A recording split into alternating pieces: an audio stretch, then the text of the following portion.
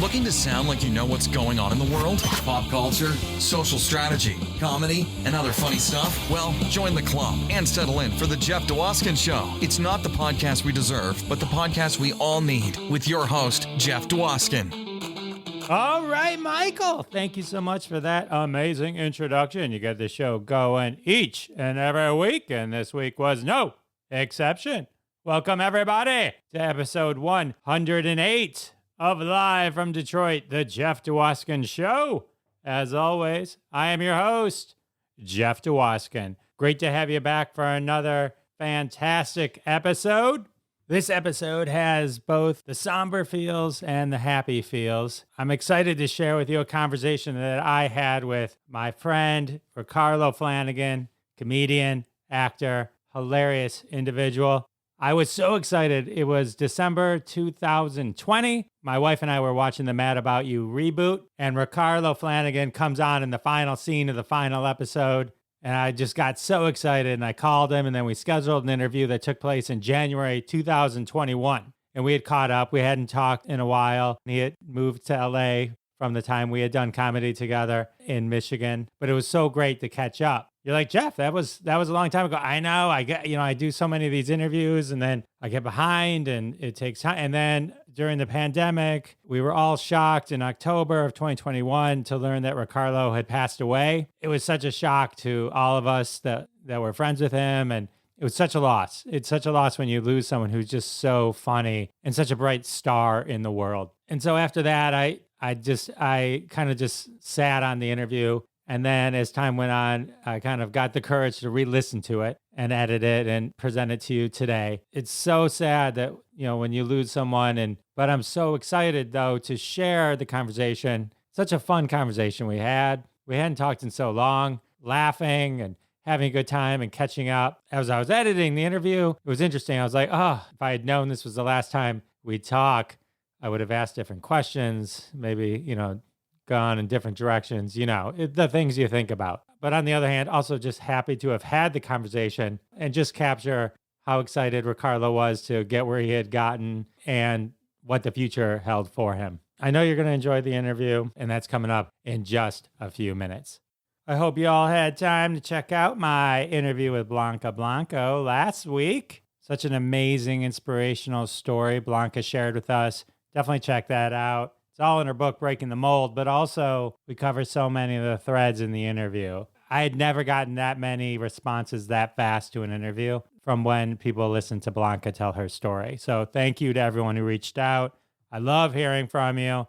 I love the little notes, everything. It means a lot. It really does. Keeps me going. Check that out. Go to jeffisfunny.com. Catch all the episodes. Subscribe wherever you want to subscribe. Buy me coffee. Do whatever you want. Enjoy. Also, thanks for the notes. I'm glad everyone's enjoying the Thursday bonus episodes, which are curated segments from our live Crossing the Streams that we do every Wednesday at 9:30 p.m. Eastern Time, live on YouTube, Facebook, and Twitter, where we talk about TV shows you should be binging. Some of you are like, I can't make it to that show, so I just shove it right into your ears now every Thursday. So, so glad you're enjoying that.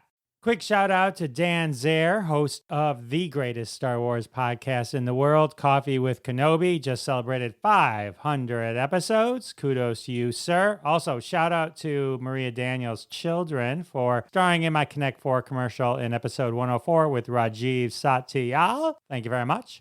Also, on a personal note, if you're in Michigan, go to Our Detroit, HOUR, Detroit.com, and vote for Live from Detroit, the Jeff Dwoskin Show, in the best podcast category. Thank you so much. And now it's time for the social media tip. All right, this is the fun part of the show where I share a little bit of my social media knowledge with you. A little 411 I picked up on the street that we can all raise our social media game together. Okay, so here's a little interesting function that I just found that Twitter now offers. When you go to tweet a video or a photo, you can actually now warn the entire world that your video or photo is sensitive in nature. Twitter is solving the problem of sensitive content with self-regulation. Because, if people are posting sensitive information, the first thing they want to do is warn you. But if you are of the ilk where you're like, yes, I am about to post some sexy photo of me, and I want to warn the world that this is incoming sexiness. If you go to the photo that you've added or the video and you click edit, there's a little flag icon, and then you can choose nudity, violence, or sensitive. So you can add your own content warning to keep your photo from the eyes of sensitive people that may be emotionally impacted from seeing the photo or video you are now sending. Go save the world. And that's the social media tip. I do want to take a second and thank everyone who supports the sponsors. When you support the sponsors, you're supporting us here at Live from Detroit, the Jeff Dwoskin Show. And that's how we keep the lights on. Today's interview sponsor is the Alibi Room, located in fabulous Chicago, Illinois. Voted best worst bar in Chicago 12 years running. If you need a drink, there's no shame in heading over to the Alibi Room. They've got all the drinks. All right, well, if you need a drink, head on over to the Alibi Room in Chicago. I think they have online ordering, so if you don't live in Chicago, you can just order it on their website. So check that out. But now it's time for me to share my conversation I had with Ricarlo Flanagan with you, comedian, actor, rapper, but most importantly, an amazing human being who we lost way too soon. All right, ladies and gentlemen, special guest today. I'm very excited to catch up with my old friend, comedian Ricarlo Flanagan. How are you, my friend? I'm good, bro. How are you, man? How are you? Good to hear your voice after 7 years. I think it's been about 7 years since I've heard or seen you. I know, it's crazy. I mean, I know we Facebook you and stuff, but yeah, this is me the other day. I'm sitting with my wife, and we're watching the Mad About You reboot because it's on Amazon Prime now. And we're cranking through. And that last episode comes up and I'm like, holy crap, I think that's Ricardo Flanagan. Oh, man, y'all responsible for a 10-cent residual that I'm going to get now since y'all was watching it. That'll work. Hell yeah. Whole 10 cent coming, baby. Getting rolling in the money. Rolling. Is that what you get? Is that how it works? Usually, it depends on how many times people watch it. It's like, sometimes it'll be like $7 a watch or $10 or $20. And then sometimes it'll go down to 5 cents. It just depends. I don't even really know. I have to read it, but I think after the first initial airing, then after that, you get like a certain percentage of it. Like I know when I did The Neighborhood, they aired that in prime time twice. So I got a residual off of that, and that was a pretty good one. So, if it airs in prime time, then I'm looking at my mailbox. But other than that, it just comes when it comes. Well, I know when Cobra Kai went to Netflix after, lingering and people enjoyed it, but only if you had YouTube Red. So people who had seen it loved it. But then once it went on Netflix, it blew up. Now, Mad About You made its way to Amazon Prime, which I don't think pushes as hard. But I was excited as all heck to see you. I was just like, you come in there, you're all cop security guard, which... Yeah, I played a cop. That was a nice departure from playing a security guard. That was, it's funny. I was talking with Alonzo Bowden, and he said the same thing. He's like, oh, my career of being a bouncer or whatever in the movies. And I was looking at your IMDb, and sure enough, the Mick, security guard, the Carmichael Show, bouncer, The Neighborhood, security guard, Walk the Prank, security guard. And then Mad About You, of course, security guard. And then... So what is it? What is it with typecasting? Why can't a nice big black man be a doctor every time? Why do they assume that you only can be a bouncer or a security guard? Yeah, I think that's they have to see if you can pull that off first before they give you a chance to do anything else. So if you can be a believable security guard, which I used to do security back in the day, but I stopped because I didn't think it was worth the risk. But so I actually had a little bit of a cheat code. So now that I've done a lot of security, hopefully they'll let me play a doctor or something. I'll play a garbage man even. I'll do something different other than just standing in front of the door, looking like I'm, checking people in and stuff. You know what I mean? Well, let's talk about this for a second, because the way you describe it, it's like, oh, it's a rite of passage. I have to do this to do that. Yeah. Are the white actors doing this too? I mean, is it like if it's a big white guy? If it's a big white, like, is any big white guy we know that wants to get into acting, have to go through the security guard bouncer phase of their career? Is this? I would say 90% no, 10% yes, because the 10% would be how he looks. If he looks, if you're a big bald head dude with a bunch of tattoos, then really that's kind of your window is small anyway.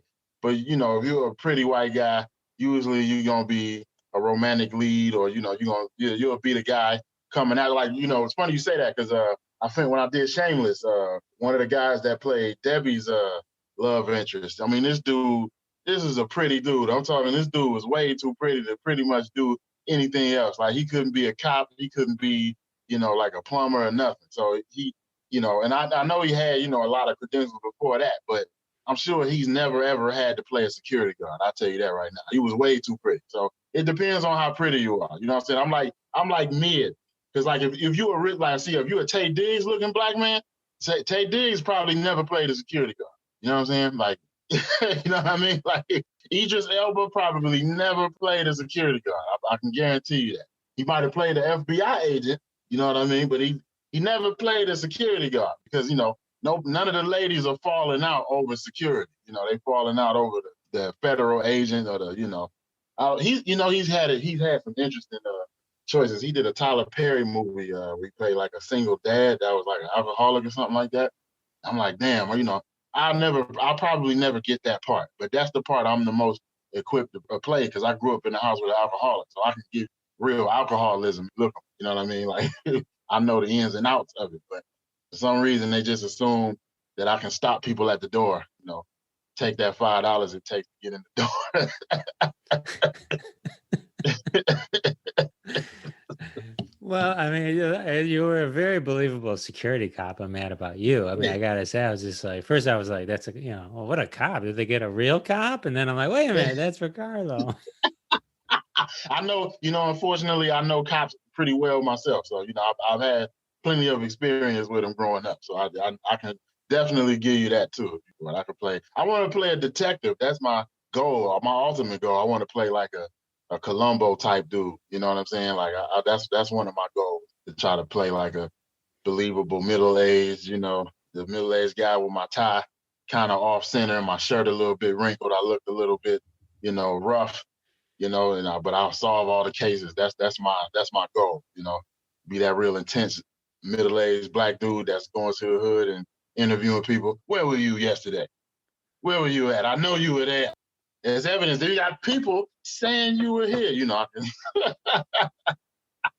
I think you'd be a great detective. I think you could even lead the force. I think you could lead the force, because your style of delivery, I think, fits detective well, right? Because your style on stage, correct me if you don't like how I'm saying this, but like, your style on stage is you kind of just say it. It's funny because it's funny, not because you're not telling jokes up there. You just, if anyone listens to your style delivery, it's just like, you just say it. And then you realize that was freaking funny what he just said. And then they laugh. Right. And then to me, like a detective, that'd be perfect. That'd be like your kind of Columbo-y, perfect thing. So you would be perfect. And it was just, you'd go in there and you get them to confess before they even realized it.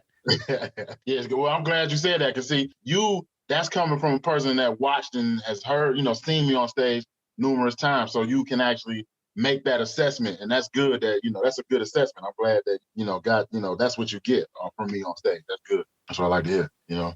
So take me back to pre-detective Ricarlo, and before you, like, what got you into comedy? I mean, you said you were actually a bouncer, but like, at what point did you start getting on stage? What's your origin story with comedy? Oh man, it's a good one, because I never got on stage. I'm from Cleveland, Ohio originally. That's where I grew up, and I never really got on stage there. As a matter of fact, when I was there, I was an underground rapper. I was rapping in all of the underground scenes, all the bars that we would go to, and then I would make music and put it on underground radio. Like, that was my passion. That's what I thought I was going to do. but then, life, takes you in whatever direction. We're not in control. That's the first thing I think we have to realize. That's one thing you learn as you get older. You realize you're not really in control of anything. Like, your life will take you in any direction. And I ended up in Michigan because my father, he ended up getting stationed toward the tail end of his career. He ended up getting stationed in Michigan, in Chesterfield. And so he had called me and asked me if I wanted to come live with him because I had never lived with my father before. He was in the military pretty much my whole life. I accepted his offer. I was hesitant at first because I was like, man, I never lived with him. I don't know what it'll be like, but it turned out to be great, man. It was a real great experience. And I ended up, finishing school. And when I got done with school, he was like, hey, man, it's time to get out. Now you get a job, get on your own. So I ended up moving to Ann Arbor. I got a job in, it was actually the cable company. I think it's Time Warner at that time. I don't know the Spectrum now, but I had got a job out there and I was just there. I had an apartment. And I was just like looking for stuff to do. Basically, in my eyes, I'm in the middle of nowhere because, it's just like I'm from Cleveland. You know what I mean? Like that's the furthest I had ever been from home, period. So as far as to live, I visited other places. But so, I was downtown Ann Arbor because I had discovered downtown Ann Arbor just by happenstance because my job was close to it, downtown Ann Arbor. So I would go, get food from downtown and, on my lunch break. So I see this poster on my lunch break that said comedy class. And it was this dude on there, he real hippie looking dude. His name was Chili Chalice. So I took down one of they had a little thing with a number on the poster. So I ripped one of them off. And so I called the number and they told me to show up at the Ann Arbor Comedy Showcase. So I ended up, it was at nighttime. I was like, perfect. And it was something about it. Like I was really excited to do it. Like I was telling everybody at my job, yeah, I'm gonna go take the comedy classes, like something about it. I was just really excited. And then when I took the class and I started to learn what it was. Like I took that class about maybe 5 times. And then I started, the guy who runs the showcase, Roger, Roger, he was there. He would always be watching me. And he told me to come do the open mic, so we had a graduation class perform there, but then I would start going to the open mics. I was like, oh, this is the real shit right here. Like this is where it gets real. It's real people. It ain't just, the friends of the graduating class showing up. And of course you're going to do good because everybody's there to support, you got to go to a real open mic where the people are there to not support you. So, I ended up going to the open mics and Roger just let me get up, over and over. And then, man, I just started loving it. And I really just thought it was like amazing. I thought it was like the best thing I had found to do because I even loved it more than making music, like I was like, man, this just fits me. I felt that I found something that fit me. You know what I mean? And next thing I know, man, I just started going to I started going to Joey's in Livonia. I'm going to their open mic every week. It just became such a routine. And man, I just fell in love, man. And I just, after, a couple years, I started getting on the road, doing comedy, the funny business, they started giving me work. And then, I ended up meeting people that would give me other work and stuff. So like, it became my job. After a while, it became like, matter of fact, a comic in Michigan, Chris Peters, I ended up becoming his roommate. And he ended up actually letting me stay at his place and just pursue comedy. And he really looked out for me. So, shout out to Chris Peters. That was one of the catalysts to me really kind of dipping my, toes into the comedy water, so to speak, and really, going for it. You know what I'm saying? And then after a while, I felt like I did everything I could do. This was probably about maybe 6-7 years in a comedy. So I ended up moving to Los Angeles and I've been out here ever since 2013, and it's been like I've just been on this path, and it took me away from everything I knew and put me in everything I didn't know, made me uncomfortable. It made me broke, took all my money, and but it's actually just it's been the best thing that ever happened to me, really, especially because I needed comedy. The reason I left home anyway was because I had a lot of. I'm just discovering this now. I had a talk with somebody, and it was almost therapeutic for me because I realized, like, due to the my home circumstances, I ended up getting kicked out when I was about 16 because I got into an altercation with my mother's husband, and I had a lot of anger in my heart. I didn't even realize it, so I really was just lost from the circumstances and not wanting to be where I was anymore.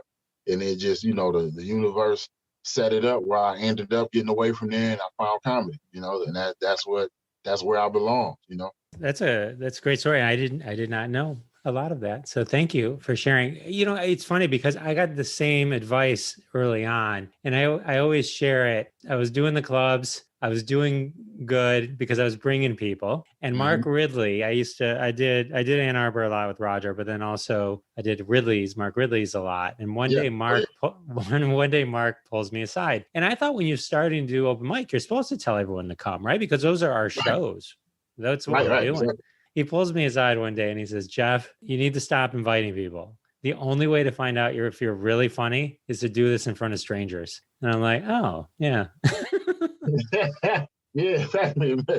Find some people who you need the audience that really is funny. It's like a funny dynamic in comedy because the overall consensus is usually you come there to laugh, right? But most of the time you find audiences come there to not laugh. They actually come there to make you prove that you can make them laugh. Like, they just have that kind of, I'm not going to laugh at this guy attitude. And to be able to win those people over is really kind of what, helps you grow as a comedian. You know what I mean? Yeah. And I think that's like one of the main things that kind of is what translates then into other parts of your life, whether it be just being silly with the waitress at the restaurant or, just, be able to diffuse something with strangers or being at work, or I'm sure when you were doing customer service at Time Warner, it's like you get to like, there's a different level of being able to control that conversation where they don't know you're really controlling the conversation because you're allowing everything to happen, but you in such a way that it can peacefully move and people can enjoy it and you can inject laughter. And I always joke with my family, I'll make a joke and the waitress will laugh. And you know what I mean when I say when someone laughs when a comedian makes a joke versus someone who just, haha. Yeah, I mean? Yeah, exactly. It's a difference. It's a skill. We got the skill set, you know what I mean? It's different. Developed. And because my kids always laugh at me because I'll make the waitress laugh or something and she'll, good laugh and she'll walk away and I'll just kind of make a look at the kids and I'll be like, she didn't even know she was dealing with a professional. Yeah, exactly. Yeah, dude, I use that actually working at Time Warner because I was on the phone with a guy who was like 60 days past doing this bill. And, I had to break the news to him that, we weren't turning the services back on. And, I had to tell him, well, because he was blaming us, he's like, well, you guys are doing this to me. I got all these kids. And I had to tell him, like, well, sir, you have to pay your bill or your services will be, disconnected. We can't provide you services. And he goes, F you, Ricardo. And I was like, wow, that came deep from your heart, didn't it? And then he started laughing, because they don't expect you to, be on your toes like that. You know what I'm saying? So once I said that and he started laughing and we kind of had a general conversation, then he ended up paying his past due and got his services reconnected. So it's a useful skill for sure. Yeah, I think it's the ability to react that quickly to something. Yeah. So somebody saying F you, with your name attached to it, that was personal. So, usually a lot of people would crumble because that's daunting. That's like, that's shocking. You don't expect to hear that, especially not so personalized. You know what I'm saying? But that dude was angry, obviously, so just to be able to diffuse that is that's why we get into comedy because, that's what we're pretty much doing is taking the air out of, anything tense. You know what I mean? Yeah.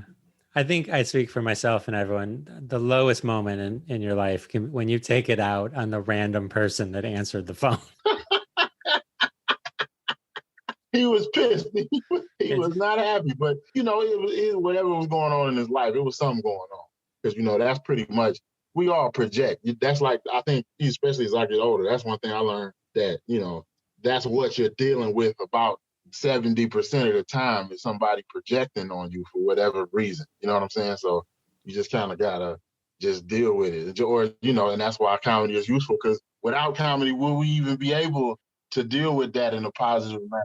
You know what I mean? Like we probably, end up fighting or something if somebody, comes at us sideways like that. But not with comedy. We can use our words. You know what I'm saying? Which is the best. That's the best. Using your words is the best.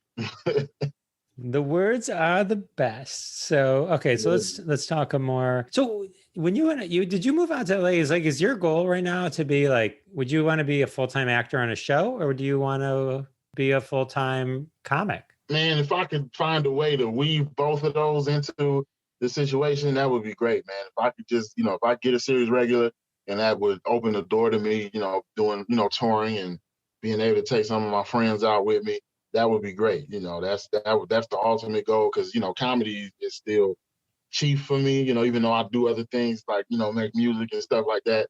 Like, comedy is still cheap. That's like what I enjoy the most. That's what, like, I just want to talk about. There's so much stuff going on, especially in the last 4 years. I'm like, well, there's no other avenue where you can really talk about it in the way you want to talk about it. Like, I got so many opinions that that I can't let loose, acting, which I'm telling somebody else's story if I'm acting.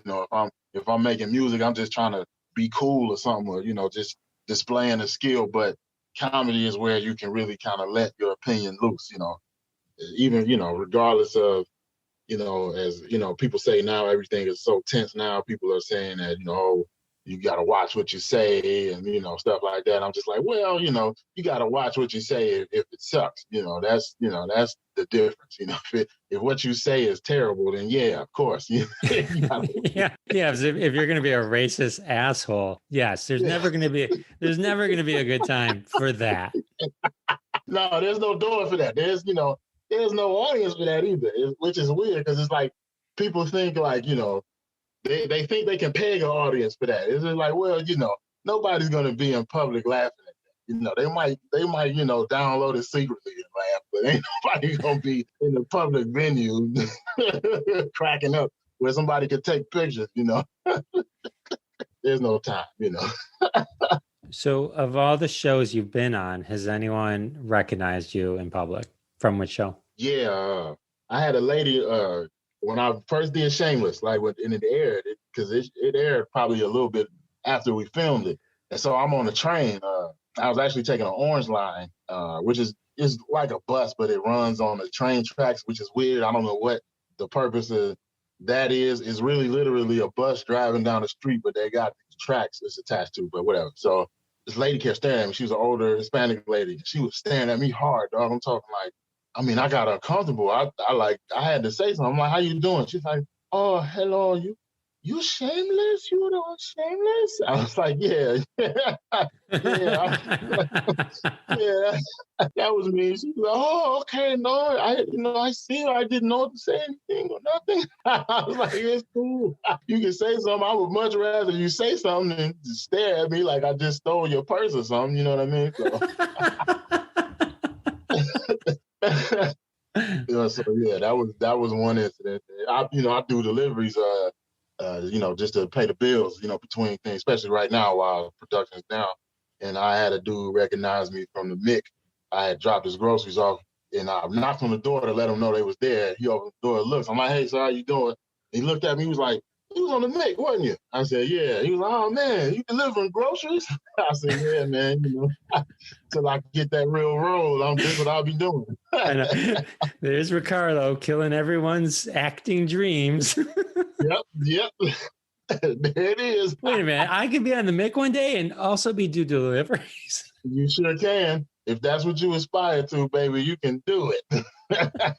You can be on Shameless and drive Uber, baby. Let's go. Did you get to hang with William H. Macy at all? Yeah, we oddly enough, because we filmed on this real hot day, man. It was scorching. I didn't have a car at this time, so I felt the scorch extra because I had to take the bus all the way to Pasadena, and I was living in this, faraway land called Winnetka. If you can see the proximity, you'd be like, why were you living there?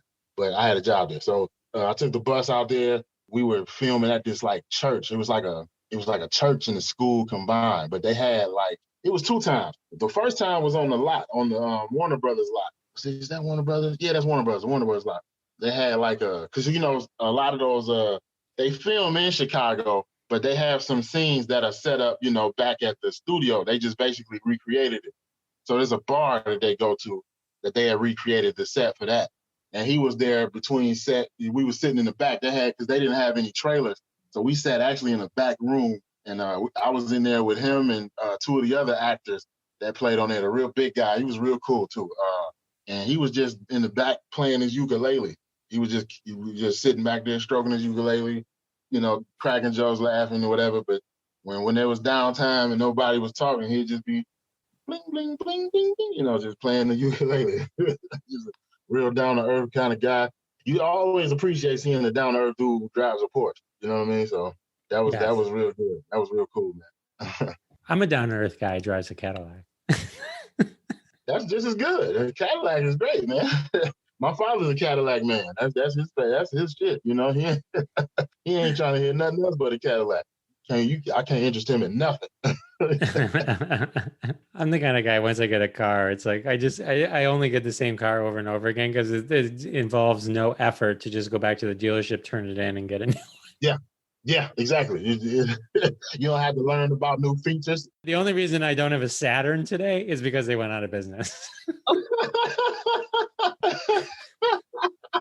They made you switch cars. They made me switch. It was like, what do you mean you're going out of business? You're going out of business? We got a real rhythm here. I love this Saturn. I love Saturn. Oh, man. Yeah, man. Yeah, those were nice cars, man. Just nobody was, I don't know why, but they didn't sell. They didn't sell that good. I don't know why. They were pretty nice. They had like a 4-door model, a sedan that was real nice, but nobody bought them. But they were real nice. They like the Saab. You remember the Saab? Mm-hmm. Yeah, nobody bought those, but those were nice. Well, hey, Matt, about you, right?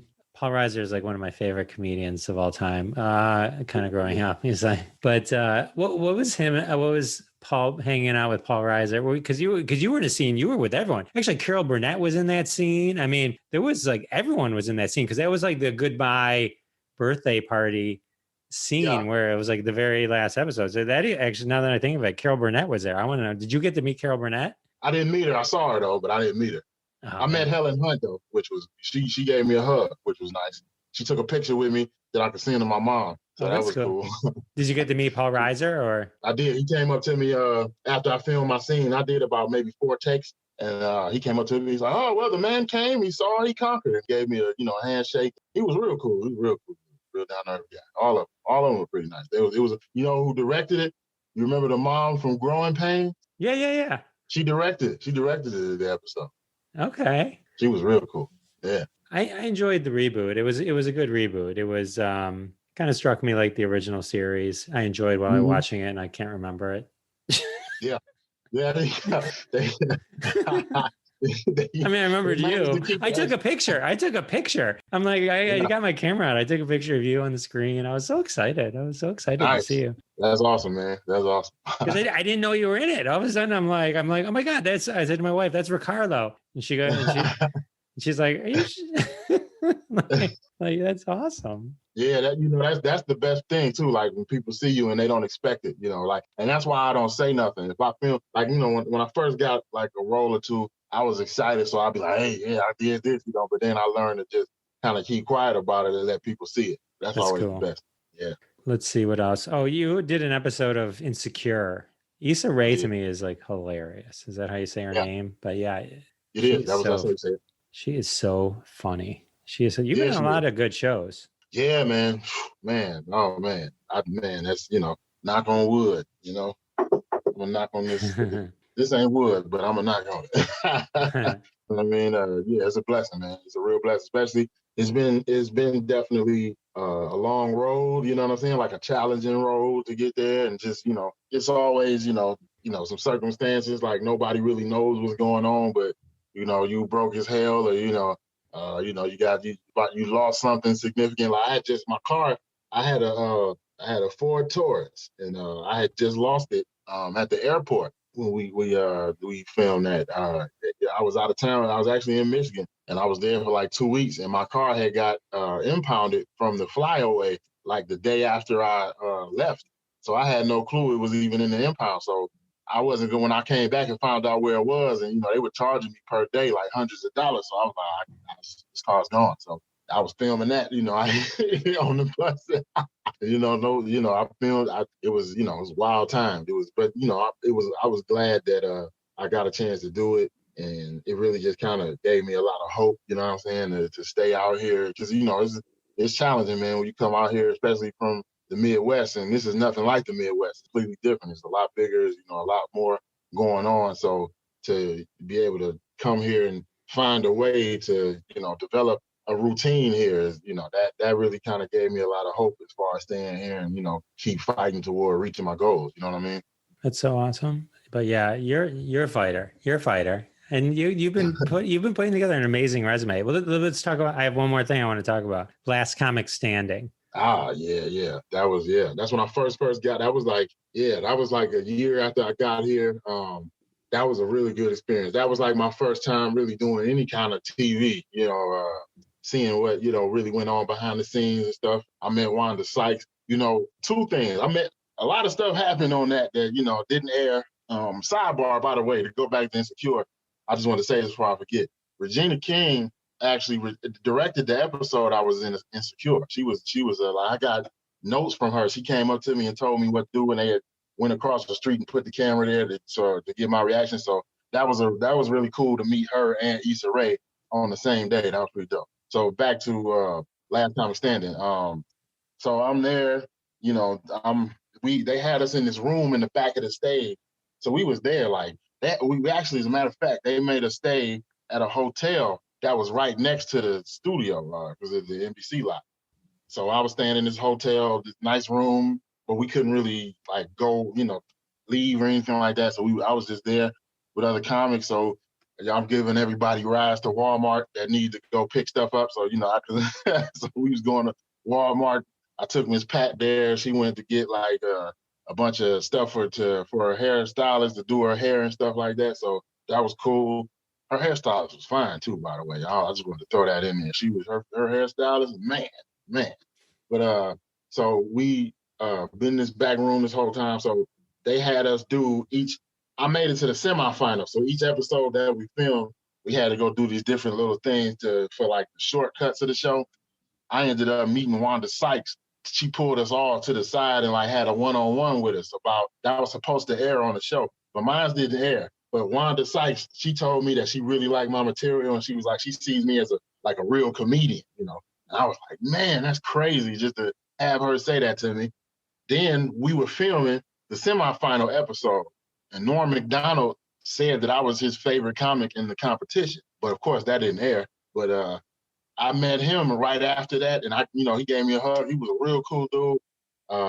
Keenan Ivory Wayans was there, and Roseanne. But I had good set. Anthony Jeselnik was the host, and after my first round, he didn't really speak to anybody or like that. But after my second set, I went backstage to wait for them to take me across the lot, and he came up to me. He was like, "Hey, man, that was a good set." I was like, "Damn, that's crazy." You know what I'm saying? So that was a real good experience, man. That was fun. That was a good time.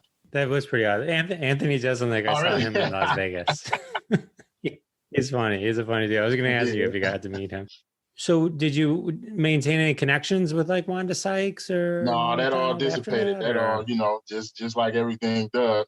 You see them and then it's kind of like having coworkers. You see them at work and then after work, you don't see them until work again. So, same thing. But it's cool. If any of them remember me, that would be surprising. That was years ago. So, but I always had that memory just to keep. If ever I'm down, I just always keep in mind that Wanda Sykes, who I think is really funny, said that I was funny. So that works. And Norman Macdonald. Yeah, those are two of the greats. Yeah, I bet they would remember you. You're not exactly forgettable. Oh, You're. I mean, how many comedians / security guards come? Not many. They don't. Not somebody who can really do it. I can really do it. If they needed me to do it, I go do it. I can really be a bouncer. I can really. Yeah. I got like another 5 years of being a bouncer, and after that, I'll probably the intimidation factor will probably dwindle. So you have 2 albums out, Man Law and Hope You're Proud, and those are all both available. Right? You can get those on Amazon or anything like that. Everyone listening, Ricardo is seriously one of the funniest comedians. And if he's touring and he comes to your town, you got to definitely check him out because he's just so funny. But to get your Ricardo fix before that, check out either of his albums and I'll put links to them in the show notes. And then you were on Laughs. We were both Hey, there on we that go. TV show. Yeah, I was nice. on Laughs too. We share credit, baby. There we go. We share one Yeah. credit. I played a security I guard. remember. Well, I thought you were. Wait a minute. You the cop or the security guard? I thought you were a cop. Well, they called me in because they said it. They only said yes because Oh, they there said you I go. could be a Nice. detective. And then they're like, no, you're going to be a security guard. So Damn. Oh well. Hey, that's all that matters. You got the credit. That's what matters.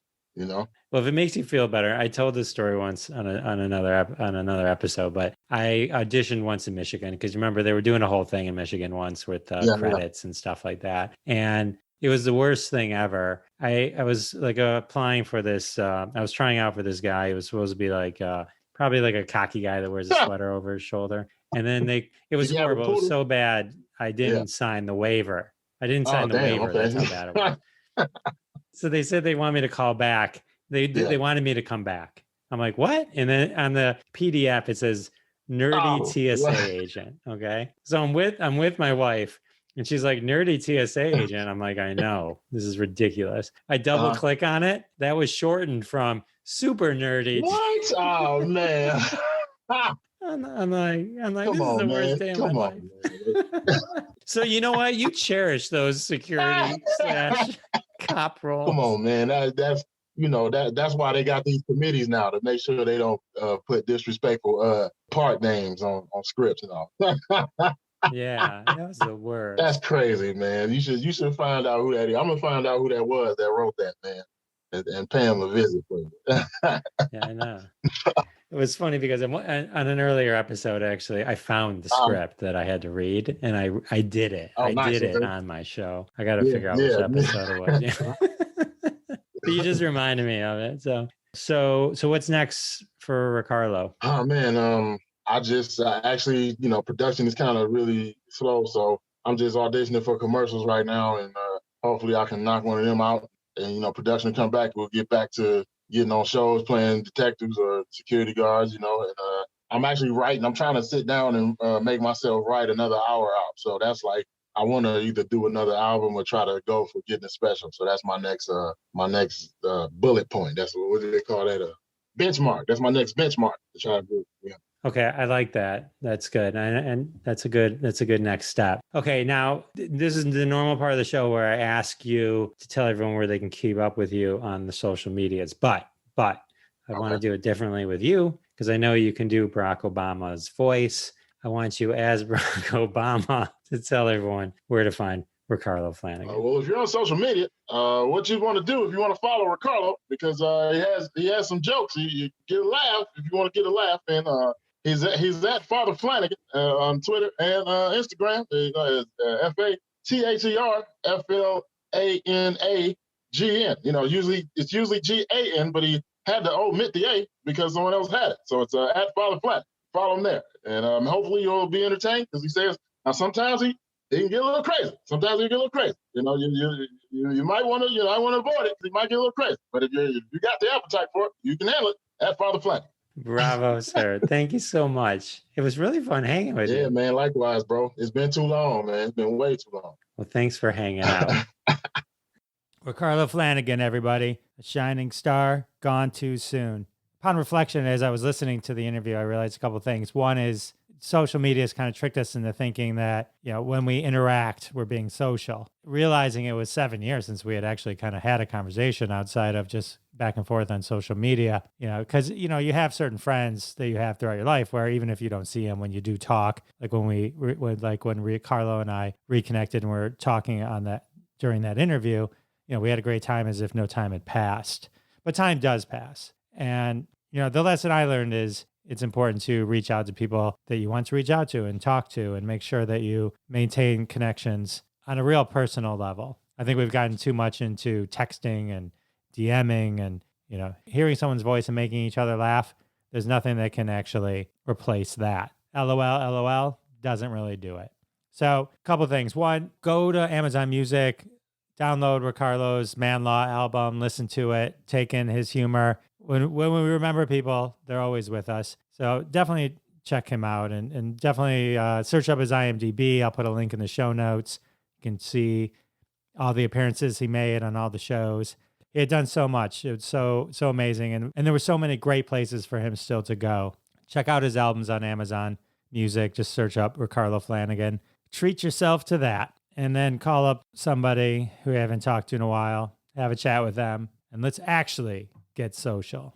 All right, well, with the interview over, that can only mean one thing. That's right, it's time for a trending hashtag from the family of hashtags at hashtag Roundup. Follow us on Twitter at hashtag Roundup. Download the free, always free, never costs a penny app at the Google or Apple Play stores. Get notified every time a hashtag game goes live. Play along, and one day one of your tweets may show up on a future episode of Live from Detroit, The Jeff Dwoskin Show. Fame and fortune await you. This week's hashtag is hashtag weird reasons to be arrested. Thought it would be a fun hashtag to play since Ricardo and I talk so much about him playing security guards and cops. So I thought it'd be fun if we all played hashtag weird reasons to be arrested from PBJ Tags, a weekly game on hashtag Roundup. You just tweet a weird reason to get arrested. Use the hashtag weird reasons to be arrested, and suddenly you're Twitter famous. All right, I'm going to read a few right now. Here's some hashtag weird reasons to be arrested.